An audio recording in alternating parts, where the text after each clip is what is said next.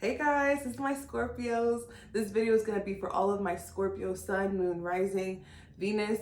If you look at your birth chart and you have a lot of 8th house placements or an 8th house stellium, this could resonate for you. Please remember this is timeless and we're going to hop in. This is going to be part 1. If you'd like to see the full reading, the second half will be on my YouTube with timestamps below. So I pulled some channeled messages from my little jar and I got bye-bye fear. Bye-bye fear. Okay, Scorpio, you ain't got no reason to be scared. You got no reason to be scared, especially because you guys rule the underworld.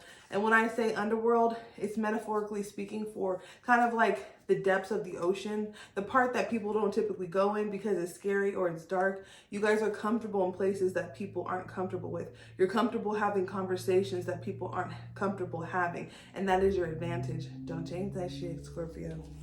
Don't change that. For some people, you just need to hear that. Okay, so I got love, life, focus, 3-card reading. So for some of you guys, you might need to get a love reading. This could be separate, or check out my love list playlist. But what we're going to do is we're going to focus on love life. And what's the focus? So that seems to be what Scorpio. So the thing is, I'm feeling with the bye-bye fear, Scorpio, don't be afraid to explore what you really want in your love life. That might be an area that's like, okay, I'm comfortable talking about pain.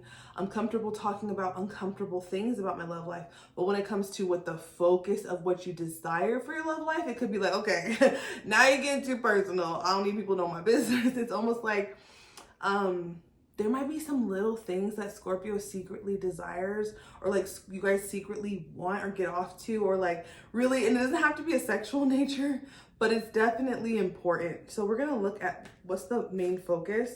We have the 10 of Pentacles and we have the 9 of Pentacles. This is very interesting. Okay, so when we're dealing with, the one thing I love is that they're naked on both of the card depictions, because the 9 of Pentacles is all about independent wealth, independent sense of self, and shit that can't be taken from you. So I feel like going into the approach with your love life, Scorpio, you're being encouraged to like,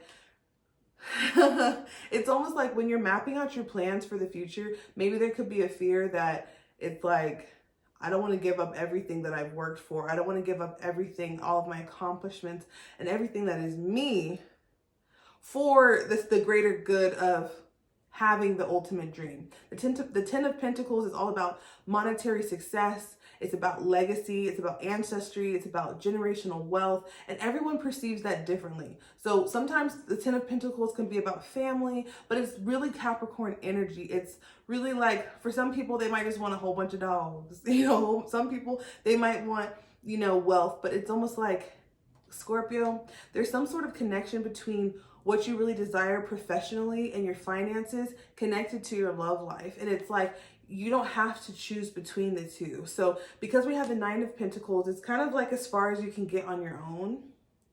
And then there's like the 10 of Pentacles, and it's almost like, I like how it's almost like she's duplicated herself.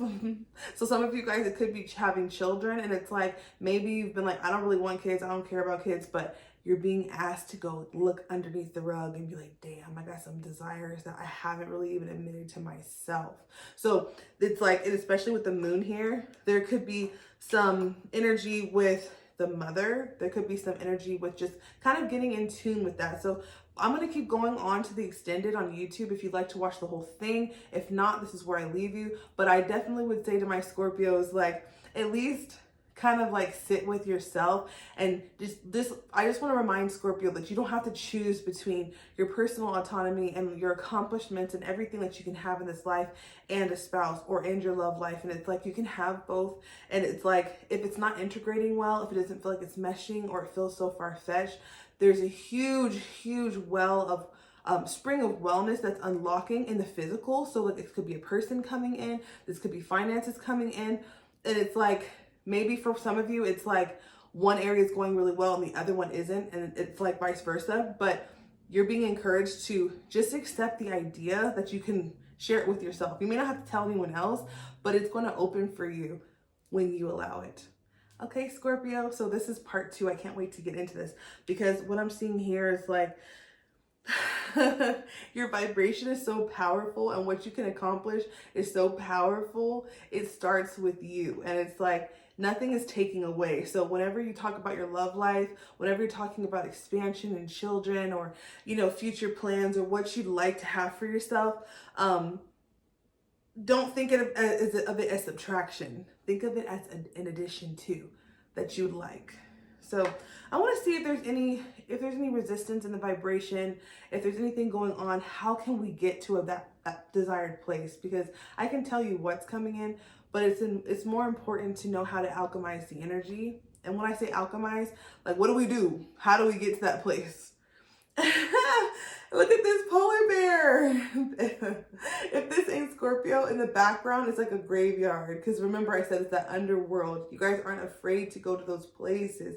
Like, to some people, just for example, a cemetery could be a place where it's really scary. Or people like, oh my gosh, there could be ghosts. And you're like, bitch, I've been seeing spirits since I was 3. Like, it's like, that is a gift. And so the thing, Scorpio needs to hear that some people might perceive your nature as cold. Some people might perceive your thoughts as dark, or your speech as intense, but that's just their perception. And it's kind of like, it doesn't really matter. Push it to the side. And this card says, speak up. And the bear's going off. Look at all these words. And he got the crown on his head. Okay, whenever there's a crown on your head, just a little, your crown chakra, right? Whenever you see a crown, your crown chakra is the purple chakra that's like above your hair. And that represents the movement and the decisions you make based upon what you see, feel, and experience in the spirit. So let me say that again. Your crown chakra represents the actual physical movement that you're making, the choices, not just your feelings, but it represents making decisions based upon your intuition, what you see, feel, and experience in the spirit, which is your third eye. That's why the third eye comes first, then the crown. So Scorpio, there might be some decisions that you need to make. There might need to be some people that you cut off. There might be some people that you need to tell about themselves. But what I'm seeing specifically is not being afraid to walk alone, not being afraid to speak your truth. Your throat chakra is opening up. So it's almost like this bear has been wounded. There's blood on this bear. And so it's like, you guys have done, Scorpio rules over death and transformation, not just death. So when something dies, when a relationship dies, when the energy and the connections, like the friendship's not the same, there's no connection there, you guys have been able to pick yourself back up and start again.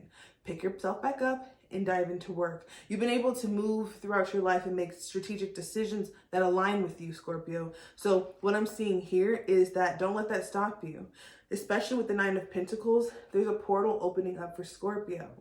And this is a portal that's dealing with your physical self. This could be your body. This could be your finances. This could be your home. This could be your art. These are things that that you're going to be able to see, touch, taste, and feel. So it's almost like you're going to be able to look back and connect the dots. Like, I'm so glad I made that decision because that happened and I met that person. And it's like, just keep going, Scorpio, and cut as necessary.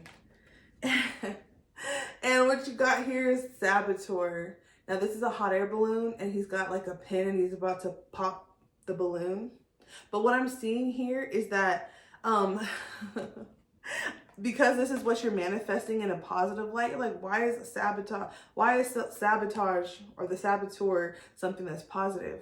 Because when you understand death energy, Scorpios, you are the master at this. Now, I'm going to say this, and I don't mean literal death. Scorpios, you guys are masters of death energy. Death energy is recognizing when the connection is dead.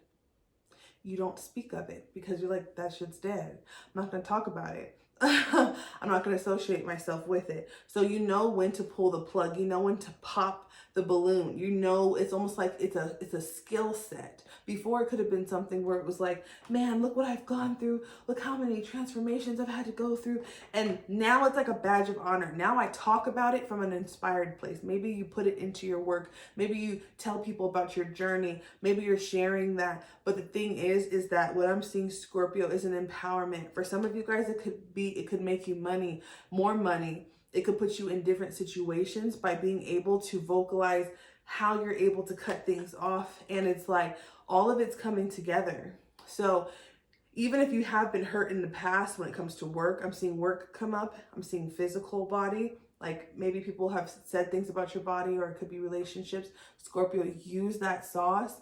Use that energy to create. Use that energy to attract. You're not going to have to alter yourself to be able to be loved. You're not going to have to change your nature, be soft or anything like that, because you deserve authentic love for who you are, right where you are right now.